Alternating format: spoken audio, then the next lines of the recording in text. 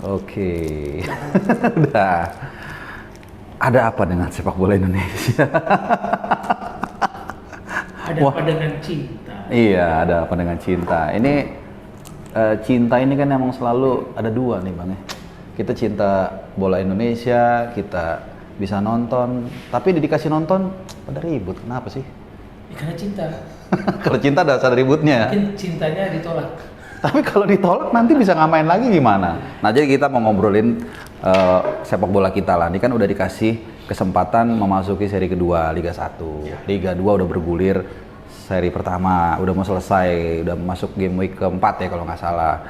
Nah kemudian di tengah-tengah perjalanan ada kerikil-kerikil, bukan kerikil lagi sih, mulai udah agak gede batunya.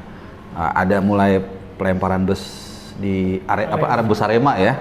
Kemudian juga pemain mulai berulah dan segala macam-macam lah persoalannya. Ini secara umum dulu Bang Wes kira-kira melihat ini seperti apa? Iya, inilah sepak bola kita. Sakitnya nggak sembuh-sembuh karena berkali-kali gue akan katakan kita belum menemukan definisi sepak bola yang pas untuk semua stakeholders. Pemain menempatkan sepak bola sebagai apa? Ya. Pemain pun beda-beda lagi. Ya. Ada yang merasa itu mata pencariannya, ada yang merasa ini hobinya, ada yang merasa ini cuman kepuasannya. Penonton lain lagi mendapatkan sepak bola. Pentolan supporter lain lagi. Iya betul. Mendapatkan posisi sepak bola dalam kehidupan berbangsa dan bernegara. Jadi masing-masing kita mendapatkan sepak bola itu berbeda. Akhirnya ketika itu tidak menemukan frekuensi yang sama ya. Variannya adalah berita sepak bola kita adalah berita tentang kehebohan, bukan prestasinya. Tapi berita-berita negatifnya ya. Itu yang kemudian banyak orang mengatakan no wonder gue nggak nonton Liga Indonesia, no wonder gue nggak suka sepak bola Indonesia, karena lagi-lagi ekspektasi dia terhadap sepak bola itu disamakan dengan kacamata dia ketika nonton Liga Inggris, Liga Spanyol, Liga Italia. Nggak bisa. Kacamata itu, karena lu pakai kacamata, kacamata ini dipakai untuk Liga Indonesia, jangan samain sama nonton Liga Eropa, yang ada prestasi. Ya, terus gini, jadi emang definisi ini beda-beda ya. Tadi yang Bang Wes bilang ada yang melihat ini sebagai hiburan, ada yang melihat ini sebagai mata pencarian, ada yang melihat ini sebagai eksistensi diri. Tapi semuanya kan sebenarnya kalau tadi definisi tadi kan berujung pada menjaga kuali ini bersama sebenarnya, apapun ya kan, semua itu. Tapi kenapa kok ada orang yang melihat klub yang berbeda, ya kalau sekedar mengejek biasalah, ya kita nggak usah munafik juga. Tapi sampai mau menghancurkan, bahkan mau membunuh, ini sebenarnya ada apa sih? Iya, sepak bola bukan lagi olahraga permainan kan? Sepak bola sebagai alat untuk melampiaskan sakit hati, melampiaskan benci, dendam, emosi, bahkan kekesalan dalam hidupnya, itu dipakai melalui sepak bola. Oh, jadi tekanan sosial ini dikejawantahkan di stadion, di pertandingan sepak bola. Karena hanya di stadion mereka bisa teriak-teriak. Hanya menuju stadion mereka bisa naik di atas mobil, teriak-teriak, mobil gendang gitu. Kan nggak mungkin kan kalau di sekolah mereka ke sekolah, mau ke sekolah tapi di atas mobil, di atas bus nggak mungkin. Atau lagi kerja dia teriak-teriak. Nah itu kalau dari awal itu nggak dibolehkan dari dulu, bahwa itu mungkin menjadi sedikit mengerem keliaran mereka dalam melampiaskan kehidupan, kesesakan hidup mereka melalui sepak bola. Jadi kadang-kadang itu tadi aturan nggak ngikut dengan perubahan. Perubahan terlalu cepat, aturannya masih belakangan. Kalau dari awal dikatakan tidak boleh begini dan masing-masing memainkan peranannya, lagi-lagi gue bilang masing-masing kita menambahkan sepak bola dengan posisi yang berbeda. Pihak keamanan harusnya melihat sepak bola juga di posisi yang sama dalam kita melihat sepak bola dan kehidupan berbangsa dan negara. Nah kalau dari awal itu dicegah dan preventif, kita bisa mengurangi itu keliaran kita dalam menempatkan sepak bola sebagai pelampiasan kesesakan hidup kita. Iya, jadi aku ada cerita nih Bang. Waktu 2017 tuh ada wartawan Jerman dari Freun, apa bahasa Jermannya 11 tuh nggak tahu. Jadi Freun 11 artinya friend 11 gitu ya. Dia datang ke sini. Starting 11 gitu. Apa? Enggak, friend. Tapi tulisan Jermannya Freun ya. Jadi aku ketemu di 2016 lah di Perancis. Di Euro dia datang ke sini. Salah satu concern dia adalah dia tanya, kenapa sih Riz, lu kan orang Indonesia ini baik-baik, wajahnya katanya kok bisa lu sampai ngebunuh orang karena berbeda klub segala macam. Jawaban aku sama kayak Bang juga. Jadi memang himpitan sosial ini membuat mereka akhirnya meluapkan di lapangan. Nah, sekarang pertanyaan ke pertandingan udah berlangsung lah, karena tadi kan udah bicara soal fans juga ya, dan ini juga mungkin masukan buat fans supaya untuk menjaga kualitas kita bersama nih Bang. Ini kan udah beberapa kali terjadi di seri kedua Liga 1 dan juga seri pertama Liga 2 ini kontroversi wasit. Pertanyaan aku sederhana, wasitnya yang kualitasnya nggak bener atau netizennya yang terlalu overreacted? Dua-duanya. Karena lagi-lagi netizen menempatkan sepak bola seperti apa? Mereka menempatkannya sebagai ajang untuk kesempatan mencaci maki. Nggak mungkin mereka mencaci maki orang tuanya. Wasit atau bosnya ya di tempat kerja. Wasit bukannya lebih tua dari mereka misalkan gitu. Iya. Ini kesempatan. Anak-anak sekarang nggak punya rem dalam memainkan jempolnya dan kemarin. Kadang cuma 17 tahun, 18 tahun ya. Betul. Itu akan menjadi wajah pendidikan dari keluarga, pendidikan dari sekolah kita. Menurut gua termasuk gagal dalam menguasai etika dari rumah dan sekolah nih kuncinya. Karena kalau kita hanya bilang sekolah, berapa jam sih sekolah? Betul. Di rumah berjam-jam harusnya, tapi mereka lebih memilih pengaruh lingkungan daripada pengaruh keluarga dan sekolah. Lingkungan ini lebih kuat apa? Dan bahkan kalau kita ngomong lagi sosial media, pengaruh sosial media jauh lebih kuat dari agama. Iya betul. Jauh lebih kuat dari keluarga, orang tua, agama, sekolah, itu sosial media. Pengaruhnya lebih sekarang kuat. Ya, mungkin sekitar 5-7 tahun terakhir lah ya. Terlalu kuat pengaruhnya, karena itu membuat orang yang kurang punya rem, kurang punya kemampuan menyaring, itu akan menelan mentah-mentah. Nah, kembali ke wasit, dalam hampir kita bicara berapa hari, tahun lah, setengah tahun liga kita nggak berjalan, wasit jelas nggak punya momentum refreshment. Iya. Demikian juga kayak pemain ya. Iya, mereka harus latihan terus. Insting mereka dalam membaca situasi di lapangan, komposisi itu kan nggak bisa hanya melalui internet, melalui nggak bisa. Harus praktekkan di lapangan.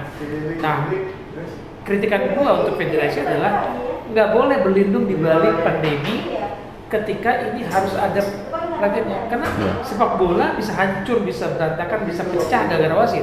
Betul. Nah, ketika wasit lu nggak jaga, ketika wasit lu nggak jaga ininya standar dengan alasan pandemi bisa nggak bisa melakukan penyegaran, peningkatan kualitas, yang dikorbankan adalah sepak bolanya kan Pak. Iya. Nah ini lagi-lagi balik tadi kata kuncinya tuh ya, nonton ya. Jadi pandemik ini jangan dijadikan alasan kita untuk gagal atau karena ada ungkapan yang mengatakan di balik kesulitan biasanya selalu ada peluang. Nah ini juga peluang kita sebenarnya untuk bisa terhibur ya dengan sepak bola. Kita booster moral. Ya, gue selalu mengatakan sepak bola ini Liga 1 Liga 2 ini karena backbone-nya kan kuat kan dengan orang Indonesia. Jadi tim yang di halaman rumah mereka sendiri. Ada booster ketiga kalau bahasa gua. Tapi agak sedikit terancam nih. Ya karena tadi yang di awal dengan ada protes-protes berlebihan, kemudian juga ada aksi-aksi vandalisme, kemudian juga tiap klub ini out, itu out semuanya. Bahkan itu gimana? Ada 2 pertandingan bisa berganti manajemen. Baru berapa? Siapa tuh? Yang kayak gini-gini nih. Lagi-lagi gue bilang mereka melihat sepak bola sebagai apa sih? Iya benar ya. Judgementnya langsung 2 pertandingan udah mulai dihakimi. Iya. Tekanan dari sosial media dianggap adalah kebenaran. Iya betul. Memang susahnya di situ sekarang. Sosial media jadi hakim ya. Jadi hakim ya. Gue berkali-kali ngasih tahu kalau ngasih materi beberapa kesempatan. Iya. Dalam era sosial media ini kita menjadi hakim atas segala hal.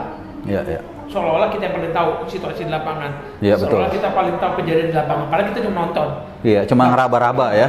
Kadang-kadang cuma nonton highlight. Iya betul. Atau cuma nonton cuplikan yang ada di sosial media. Iya. Terus kita seolah berlagak kita yang paling tahu dan kita menghakimi dengan jari jemari kita dan diikuti oleh follower-follower kita tanpa disaring, langsung di-sharing. Berulang-ulang akhirnya kita menjadi hakim atas segala hal. Dan ini yang nggak mudahnya mengelola kompetisi, mengelola sepak bola di era sekarang. Udah pandemi, sosial media menjadi hakim dan menjadi raja dalam kehidupan kita, terus kita berlindung di balik ini, di balik pandemi dan di balik ini seolah-olah iya kan pandemi, ya nggak bisa. Negara lain juga karena bukan hanya Indonesia satu Indonesia, satu dunia. Terus kenapa yang lain bisa maju, lu masih berlindung di balik pandemi? Iya, dan itu tadi ya, maksud gua kan ini udah bergulir ya. Kemudian dengan ada beberapa kejadian ini kan kita nggak tahu ya. Mudah-mudahan sih kita berharap tetap bisa lanjut. Tapi ngerinya kan kalau ada konstelasi yang begitu luar biasa kan. Katakanlah the worst skenario tiba-tiba sepak bola dihentikan. Ya. Ini mungkin lebih ngeri lagi kali ya. Artinya orang udah enjoy terus nah itu gimana? Bahayanya ketika kita tidak ikut menjaga. Ya. Teman-teman mendapatkan izin aja ya waktu putaran pertama Liga 1. Ya. Itu izin keramaian itu ya, izin menggelar kompetisi. Waduh, susahnya minta ampun. Awal-awal per minggu ya, betul. Jadi minggu kedua belum tentu dapat nih. Betul. Izin lagi. Makanya jadwalnya cuma 3 pertandingan kalau nggak salah. Ya. Nggak berani nyusun jadwal itu. Jadi nggak mudah mulai kompetisi. Nah kalau kalian nggak tahu situasi detailnya, jangan langsung menghakimi gitu. Ya. Nah sekarang kita izin udah dipermudah dikit. Mulai per seri. Ada isu penonton stadion. Nah kalau kita berperan sesuai dengan porsi kita, ini bisa jalan. Tapi kalau enggak, tiba-tiba keramaian ini di stop gara-gara pertama ricu. Iya, gara-gara segelintir orang ya. Iya, nggak tertib, jalanan rame-rame. Kan ada 5 yang terdapat pakai masker, menjaga jarak, macam gitu ya. Nah kalau itu nggak diikuti protokol itu, berarti kita emang nggak cinta sepak bola. Kita hanya mau heboh, mau rame, tapi kita nggak melihat sepak bola ini menjadi sebuah tujuan jangka panjang dan kita ikut, kita punya peran di dalamnya. Ya. Peran kita apa? Kita tanya sebagai supporter, ya gue ikut aturan supaya menyelamatkan izin yang susah payah ya. Dan menurut gue gini aja simple, kalau lu nggak bisa bantu jangan bikin susah gitu. Tinggal nonton di rumah ya, nonton pun kalau yang ada kolom komentarnya bisa ngobrol-ngobrol kan tuh ya, bisa ceng-cengan, udah itu udah lebih dari cukup buat hiburan lu. Tapi jangan ngerusak gitu loh. Kita nggak minta lu harus lu nyumbang atau apa enggak gitu. Nah sekarang kita bahas fans sudah lah. Terakhir ini mungkin penutupan kita bahas soal pemain ya, karena ini ternyata yang kalau stakeholder sepak bola kan bukan hanya operator, bukan hanya pihak pemerintah ya, dalam hal ini kepolisian yang ngasih izin, bukan juga hanya fans, tapi juga pemain tentunya. Ini kan core-nya semua. Nah tapi kita tahu lah belakangan ini ada beberapa kejadian. Aku sebut aja klubnya lah. PS Pati. Ini ada apa sih? Apa tagline-nya kasih keras itu jadi keras apa mainnya gimana? Kok kayaknya berantem mulu sih kawan kita itu? Ini kita trivia sedikit lah. Lagi-lagi gini, karena gue nggak tahu latar belakang pengelolaan klub ini, gue nggak tahu kenapa kasih tagline-nya kasih keras. Iya. Siapa tahu itu singkatan. Gue nggak tahu. Iya. Dan kalau gue mengomentari dan gue menjadi hakim atas persoalan ini, ya gue sama netizen. Tapi sebagai orang yang mengamati sepak bola ini, menurut gue kita harus mengembalikan posisi sepak bola dalam kehidupan kita berbangsa bernegara. Yeah. Kita hadir di suatu daerah kan harusnya menjadi wajah daerah itu. Yeah, ini betul. Identitas daerah itu. Coba kita mundur bagaimana asal muasal orang mendirikan klub sepak bola. Bagaimana contoh ya? Bagaimana Mahatma Gandhi belajar menjadi pemimpin, belajar menyatukan orang lewat sepak bola ketika dia melihat dari Inggris, India ya, ke India. Terus ke Afrika Selatan juga. Yeah. Nelson Mandela memanfaatkan rugby dan sepak bola untuk menyatukan bangsanya, untuk memaafkan, untuk bahkan juga Suratin kan sepak bola dulu kita untuk membantu kita merdeka juga kan. Nah, itu gue baru bilang itu yang di luar negeri yang banyak bertanya, tapi kita lupa asal muasal PSSI didirikan sebagai alat perjuangan. Kok sekarang malah jadi untuk memecah belah, untuk mencaci maki. Ketika kita membentuk sebuah klub dan mewakili sebuah daerah, yuk coba kita lihat apa ya identitas khas dari daerah ini yang akan menjadi wajah klub. Kalau gue misalkan dari Balige, misalkan kita bikin PES Balige, kira-kira identitasnya apa ya? Terus wajahnya apa ya? Ada nggak warna-warna khas? Ada nggak identitas itu untuk mau menjadi identitas di bus? Sang pasti. Apapun. Boskan, bikin aja. Jadi itu mewakili orang daerah Banike, Perasa, itu tim gua. Iya, betul. Dan ketika mereka tidak mencerminkan identitas tim itu, nah kan gua beli G, harusnya warna gua adalah A. Begini kenapa ya. jadi lu warna B? Lu merusak image gua, lu memalukan daerah gua dong dengan cara begitu.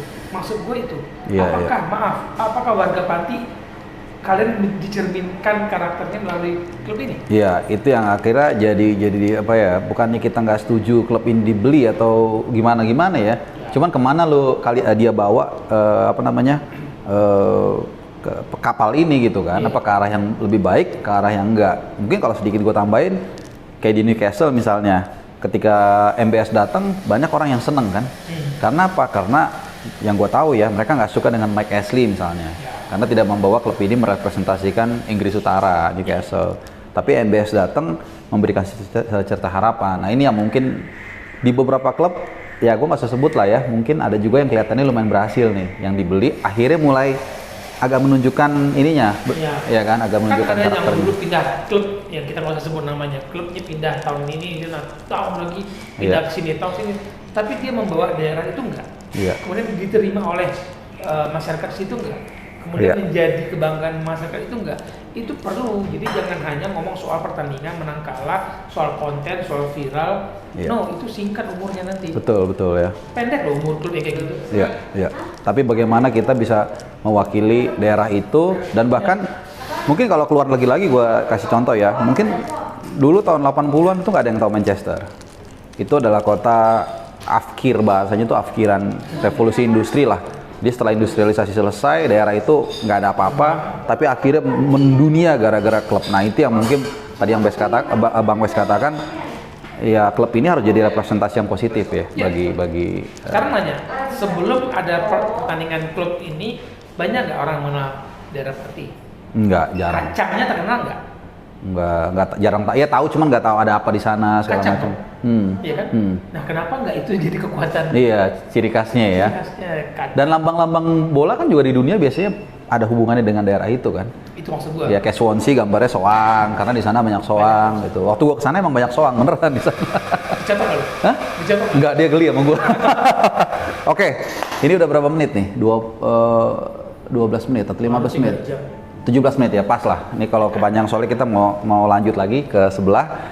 Jadi intinya gua tutup dulu, gua round up dulu. Jadi intinya adalah bahwa sepak bola ini adalah stakeholder milik semua lapisan, mulai dari pemain, penonton, operator, semua, bahkan juga televisi. Yang kedua, definisi sepak bola itu sebenarnya kalau gua ambil tadi kesimpulannya adalah semuanya sama-sama punya kepentingan yang positif di sepak bola, ya, tapi macam-macam latar belakangnya. Nah, kenapa nggak dijaga bareng-bareng? Dan yang ketiga, di era pandemi ini nggak ada alasan kita untuk terus berkarya. Malah kalau aku sih berharap ya Bang, jangan setback nih. Malah kalau bisa nanti mungkin 5 pertandingan set terakhir bisa ada penonton. Mudah-mudahan kan, karena COVID juga udah turun. Justru dengan pandemi ini kita belajar mengelola lebih disiplin. Iya, betul. Lebih teratur bagaimana mengelola supporter, bagaimana masuk stadion, bagaimana mengelola pertandingan. Jadi jangan pandemi jangan jadi alasan untuk mundur. Ya, malah kan aku bilang tadi, setiap kesusahan ada peluang untuk maju sebenarnya. Dan ini saat yang tepat. Betul. Oke, dan ini juga saat yang tepat kita untuk ciao dulu. Thank you Bang Wes, sukses juga. Oh ya, kalau mau subscribe juga channel Bang Wes ini namanya What with Wes ya? Atau Wesley Utagalung. Programnya What. Ya, tapi sebelum subscribe yang sana, subscribe dulu. Sukses dulu. Oke, thank you. Ciao.